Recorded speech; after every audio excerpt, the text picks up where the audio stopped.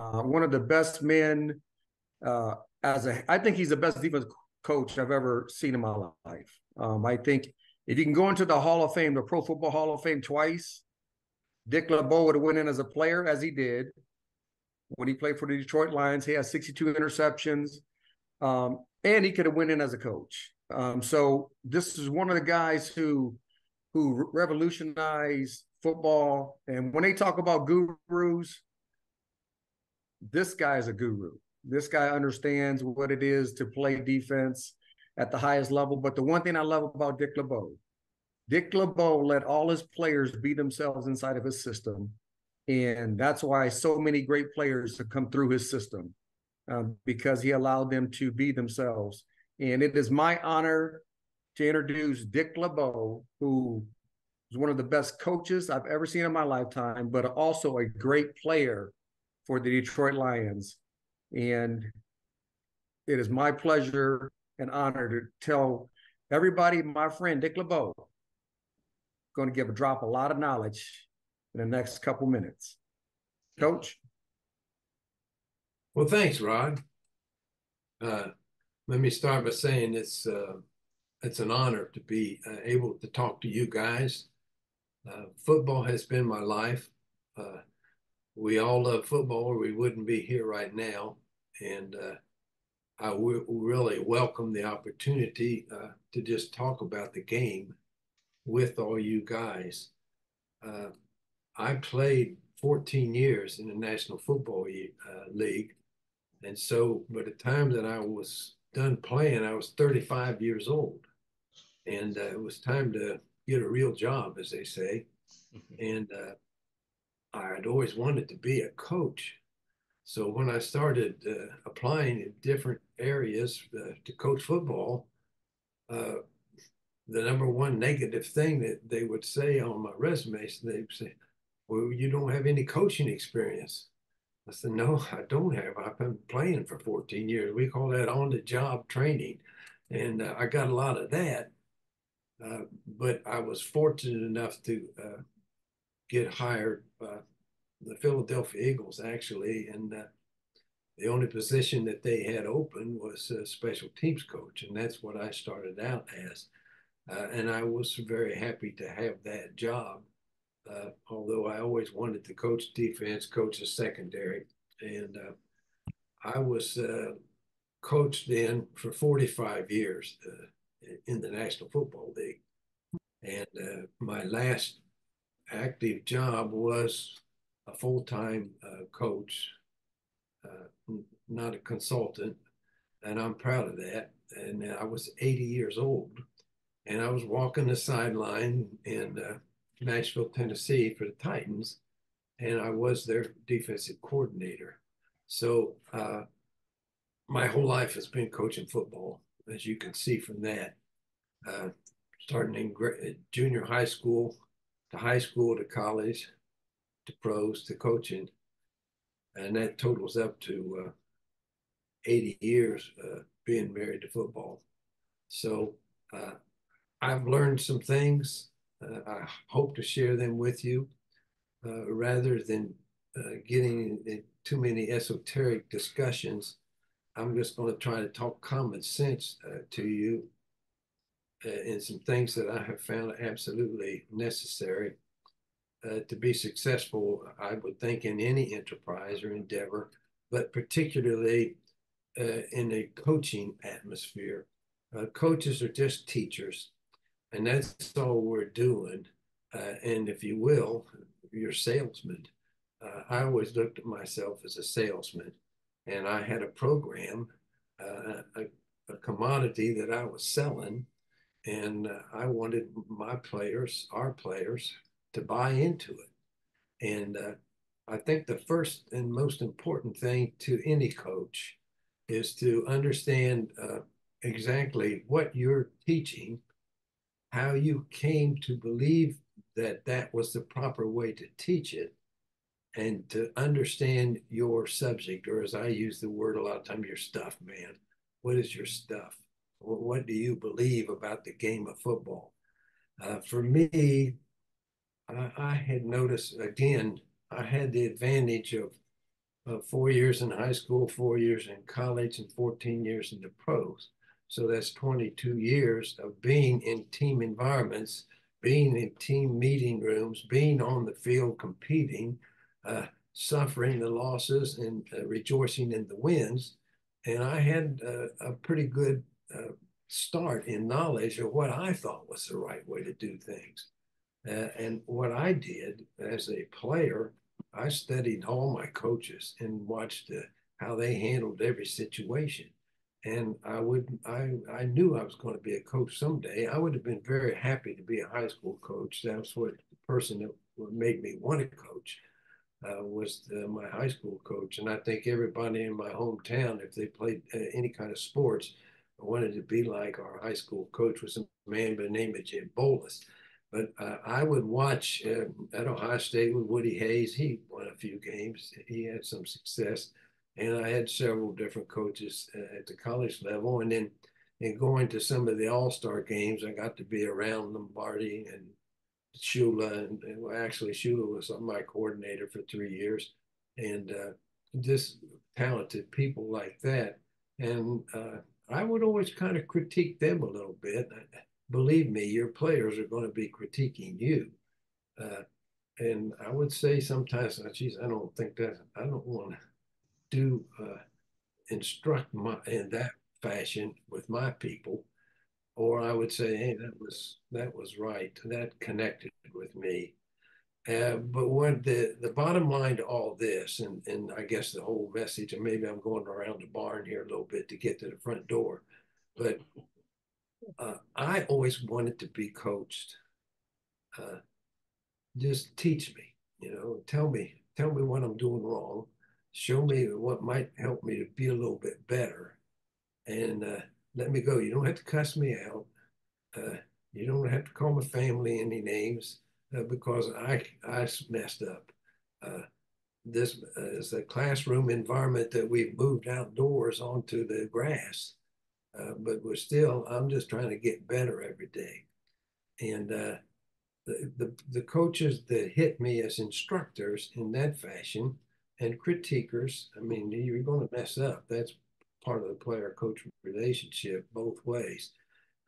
But I just could connect better with, hey, he's trying to help me. So I wanted my players to know that the only interest I had as they're playing all that football, and 14 years in the National Football League is a long time, and it was done. And well, I had all this knowledge, and if you weren't going to coach and coach at that level with professional athletes, all the lessons that you learned the hard way, basically by having somebody run by you and catching the game-winning touchdown, who were you going to share it with? So coaching at that level, if I could get a job, was what I chose to get. But I made a strict objective of mine, whether I was a good coach or bad coach or whatever. I wanted my players to know that my only interest in being in that room with them was to see them get better. Because this is a pretty stark fact here. My last year coaching, I'm coaching guys from 21 to 35 years old, and that's the coaching environment. I'm 80. I'm 80 years old, and there was a gap in there. There's no question about it. But as soon as those players understood that my interest was in them and was in seeing them improve their skill and them making their life better and their playing ability better, which was going to enable a whole lot of doors to open for them. As soon as they understood that, man, that age didn't make any difference at all. And I had to be right. Coaches need, if you're selling your information and what you're telling them, it should be something that should help them.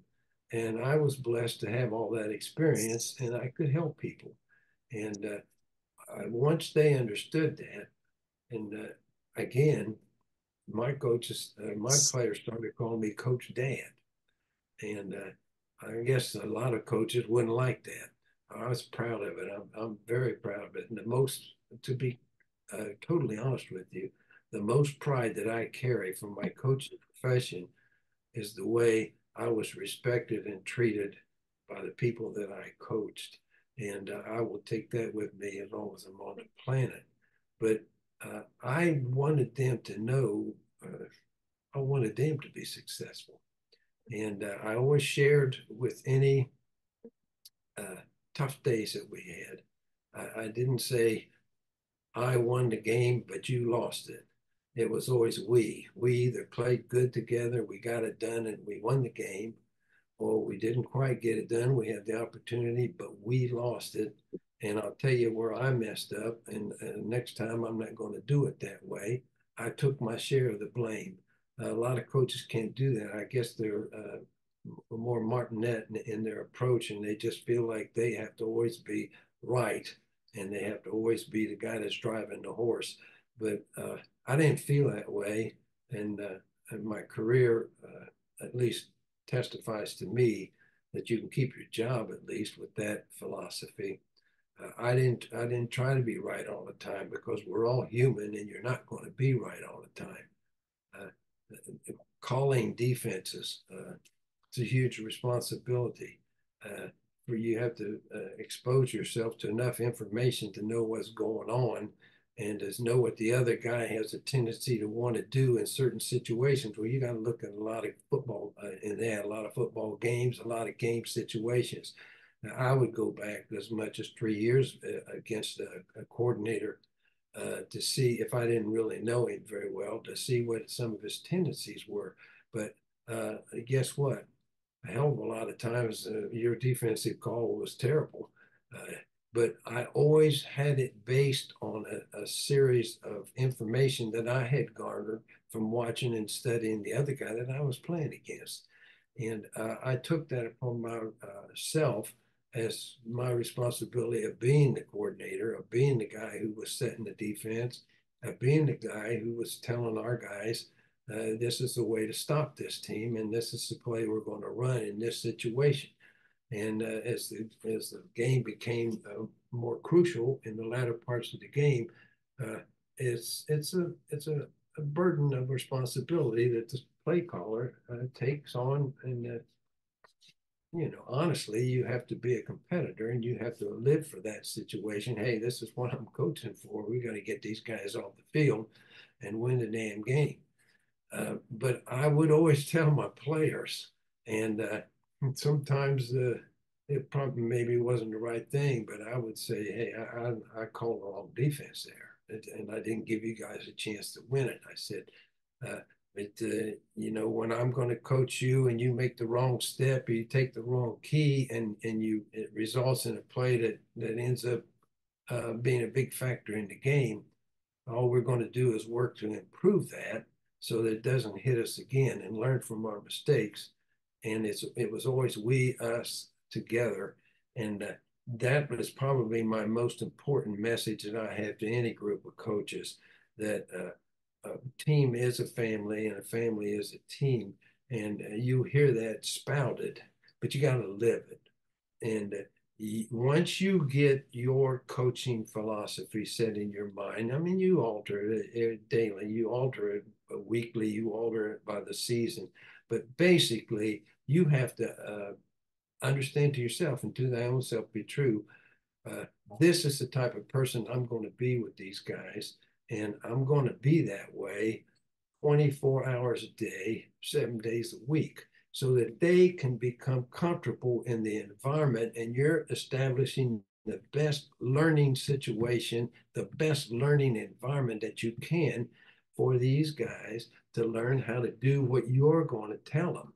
And that is the most critical thing that I think what you're doing is not nearly as important as how you are doing it. And if you can have a good, solid system, and we'll talk a little bit about how you get that, but if you have that, and then you have the approach that this is why I believe this is what I think it'll do for us, and it'll help you be better, and it'll help us win football games, and we'll all get to our objective. Now, I'm a very goal-oriented guy. And I would tell our players from the first meeting, day one, what our statistical goals would be. And it was always based on defensive stats. It's a football, involves offense, defense, special teams. And to be really successful, you got to be pretty damn good in all of it. But to critique the guys that you're in charge of, I'm talking now defense because that's what I was. I thought it had to be based strictly on defensive statistics, and that I did. And I would put those on the board. And the first thing of every meeting that we had after every game that we played was a review of those statistics. Where did we come out? How did we do? Where did we fail? Where were we successful? And we kept that in front of us all the way through. I think that the goal setting is a positive way of selling what you're doing, because generally speaking, you can point to the plays that kept you from getting your goals, and they can relate to what you're telling them is going to be successful when we get it done collectively. And that's probably the most important thing I've got. The other thing that I would say to you, I didn't like to holler at players. I did. We're all human. When they did something that was egregious, in my opinion, for the team, not particularly for me, but if they did something that was unsportsmanlike to the opponent, or just damn right defaming to our team, I didn't like that. And sometimes I would erupt, but I'm confident in saying that it didn't happen very often. But if I would get in a confrontation with a player or say something in the middle of something that I just thought afterwards that was a stupid thing to say, and all the thing you're preaching about team and getting it together collectively, and you make a statement like that, I would make sure before that player left the facility that day, after he showered, after the meetings were over and everything, that I could get to him one-on-one and say to him, I'm sorry that I said that. It was an error, and we got to go forward from today, and don't let it go that night. Don't talk about it the next day. Get it done the day that you know that there's something between you and the player that's not healthy for the team. And sometimes that means swallowing your own pride, and other times it means bringing up something to that young man that it's not going to be pleasant for him. But to me, the goal of the team is everything that's paramount. And once the team understands that, or the individual understands that, then it doesn't make any difference, really. I could have been 95 years old and still coaching those guys, as long as what I was coaching them was sound and that I was doing the same thing every day. So if I'm saying a tenet for being successful individually as a coach, it's know what you're talking about. Well, how do you do that? Well, you have to get a body of knowledge. You may have to do it if you didn't play yourself. You may have to do it through books, through conversation, through going to clinics, to listening to deals like this, where you're going to be talking to people that have been through it and have experienced it, have spent their lifetime on it, and at least if they're at performing or appearing at certain situations, they've had some success at it. And at least they've proved that you can do it as a lifetime occupation. But you have to have a body of knowledge, and that can give you some goods to sell, because that's all you're doing. You're selling a package. You're selling a scheme. This is how we're going to play defense. Now, how we're going to play it, that's totally coaching, conditioning, and how you practice and how you run meetings and all that nature. But the very notion of scheme and what kind of, are you going to play a 4-3? Are you going to play a 5-2? Are you going to play a 3-4? What are you going to play? You're going to be selling that style of play. I have found this to be true, in my opinion. 'Cause uh, what you play, how many down linemen you got, whether you play a 4-3 or whether you play a 3-4, it doesn't amount to hill of beans. It doesn't matter. As long as you're sound and as long as the players are going to play hard for you. Those are the two things you have to do as the guy that's running the defense. You have to have them playing as hard as they can play, or they're not going to be successful, because there's a guy on the other side of the field and a group of men over on the other side of the field. They're going to be playing hard, and you need everything to be successful, particularly in any level of competition. You're always going to be against like type athletes, and it's a battle of willpower and dedication. So I don't know that the scheme is a very big part of it. And I'll tell you what I think, and this is what I believe. I think that simply knowing the defense, simply knowing what you're doing, being able to line up, if you will, just having good alignment rules, and they know what they are, and not beating yourself, by not getting everything covered, by not recognizing formations, by not understanding what the opponent likes to do from this, from that, that's going to get you beat. And I just believe that totally being able to line up and know the personnel that's on the field, it's at least 60%. And some of you guys don't get to meet that often. You don't get that much time with them. I would say it'd probably be a minimum of 70% of being a successful defense is being able to just understand what the formation is, understand what the call is, being where you're supposed to be, seeing what you're supposed to see, listening and hearing. You got to communicate, because there's a lot of stuff going on when they start shifting, motioning, going no huddle or whatever. You got to talk defensively, and you have to be ready and recognizing A, what is the defense, and B, what's my responsibility in that defense. So I really think lining up is a huge percentage of being successful. And after that, you might argue this, but I don't, because I think people want to play. They're playing because they're competitive people, and they want to involve in an athletic endeavor. That's why they're athletes. That's why they're playing whatever sport you're teaching. In this case, we're talking football. That they're going to be in shape, and they're going to lift. They're going to want to do those things. And that's a program. That's all part of the program. And you can't be successful without it. But I'm going to put maybe 30% on it.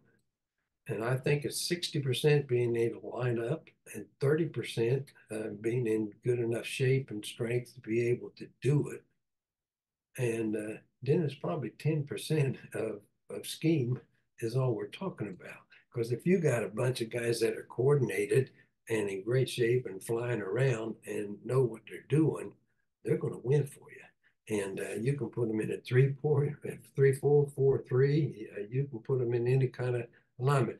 Here's how I always looked at it. There's 11 men on the team, and there's going to be 22 out there on the field. And there's parameters to how much you can do anyhow. There's only so many things, and I think they started playing in America in about 1890, something like that, a little bit maybe before 1870, the first football games. And there's still always once they said there'd be 11 guys out there.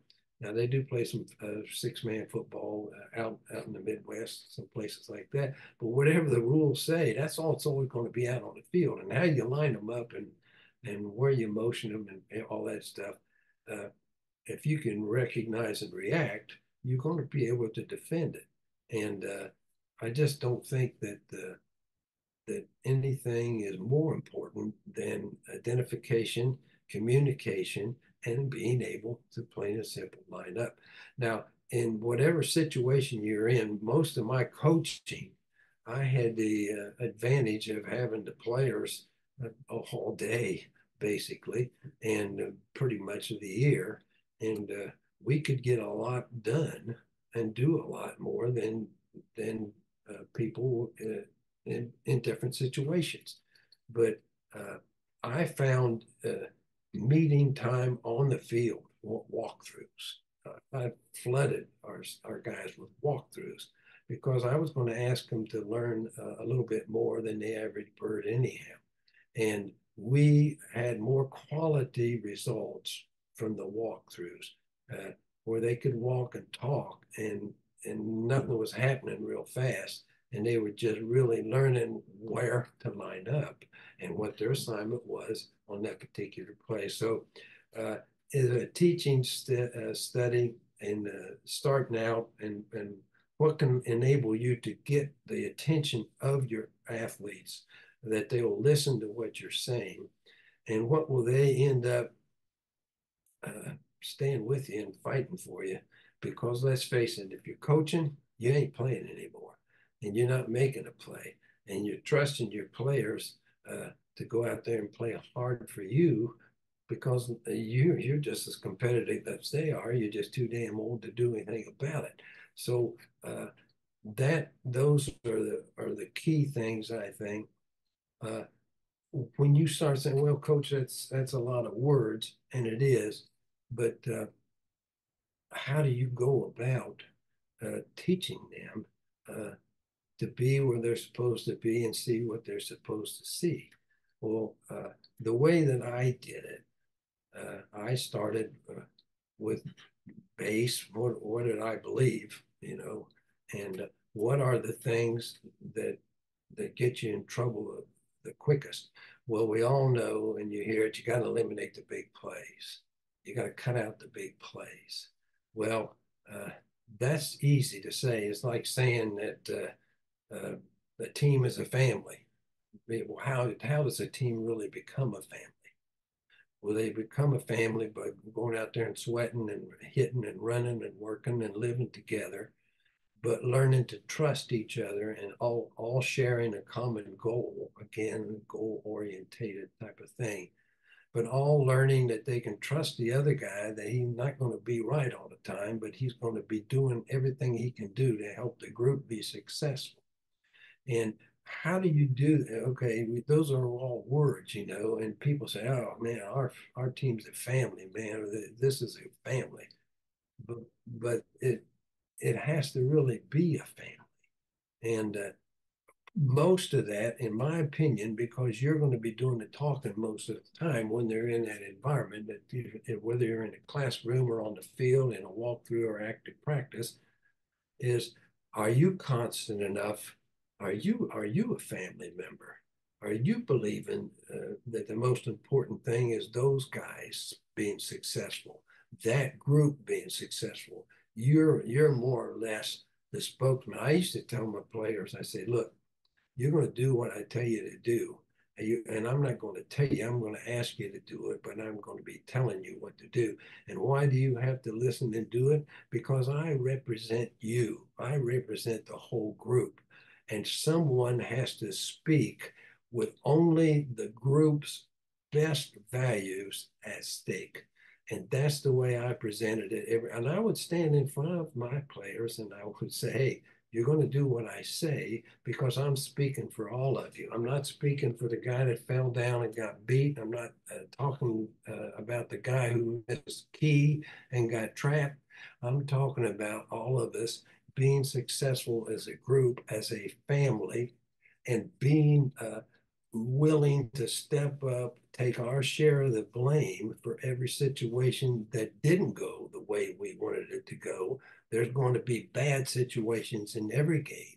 And the measure of win or success or failure in competitive athletics is a scoreboard and a record. And you are what you are record-wise. And the way you improve that and get it done successfully is be a family and take your share of the blame, and leads to everybody getting better every day. And when it's not working, you get it fixed on the practice field. And that next game that you play, the result is different.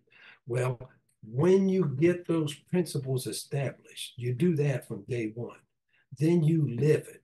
That's why I'm saying be the type of person you're going to be, but establish what that is in your own mind so that you're confident in your own skin and that you can go to work every day and say, this is what I believe. Now, you're going to have to adjust them because every group of men is a little bit different and every season's a little bit different. But once you establish principles and goals, then you've got to be the one who carries the ball. The players got to see that you are believing what you preach and living what you preach. Now, along with that, you're telling them they got to be willing to sacrifice, willing to do this. You got to make sure that the staff that you pick around you, that the people you work with around you, you're the best standard bearer from what you believe philosophically. And if you got a bunch of coaches together that are fighting every other day over whether the hell they should take a 3 technique or a 4, you're not going to be successful because the players I'm going to guarantee you one thing: the players are going to know whether you're a big phony or not. And the last thing you want to be, if you want to be successful with a group of people, men or women, is someone who says one thing, talks out of one side of your mouth, and does another. You want to be the same guy. Now, when you're wrong, you have to say, well, this same guy's got to change a little bit. And when you get that, that's probably the hardest thing for any of us to do. But once you get that done and established, then you're creating an environment that these players will see every day. You know, man, these guys, they're a great coaching staff, man. They work together. Now, you're going to have differences working with your assistants. It's inescapable because not everybody sees this problem's solution the same way. And I always told every member of my staff, I'm interested in how you feel. I want to know your opinion. What do you think is the best way to do this? And we would all be together in that meeting room before we ever started meeting with players and go over exactly how we were going to teach the techniques of our football. Because we say eliminate the big plays. Well, that's a phrase, that's a sentence. How do you do that? Well, you do it with proper technique, coordinated effort, and everybody hustling every play, running to the ball. And that's how, and no, there aren't any big plays in because you got 11 guys that won't accept anything but keeping them out of the end zone. So I would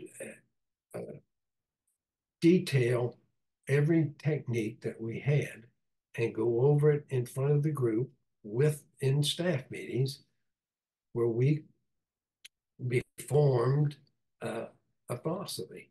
And everybody used the same language, terminology, nomenclature, whatever you want to call it. You got to establish that family first structure with your coaching staff from day one. The players can't see or hear you talking one thing and critiquing something else and then seeing you and the defensive backfield coach choking each other someplace. It doesn't work that way, man. It can happen. Humans make mistakes.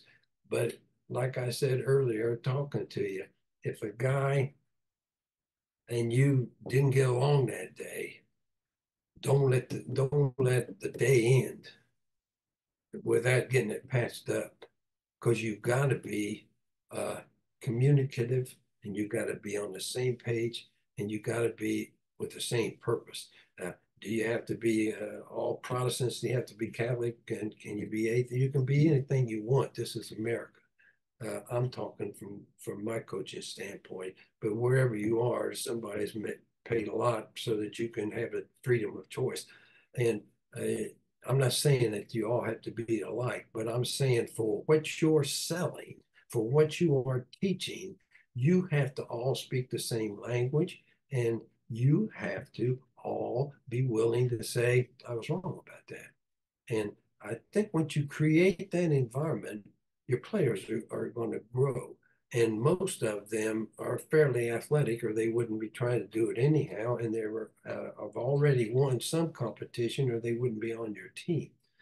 Sometimes you have to make do the best you can with people at positions that you know you need to get a little better at. But you'll be surprised how good they can do when they're surrounded by 11 guys that are fighting their tail off to get something done.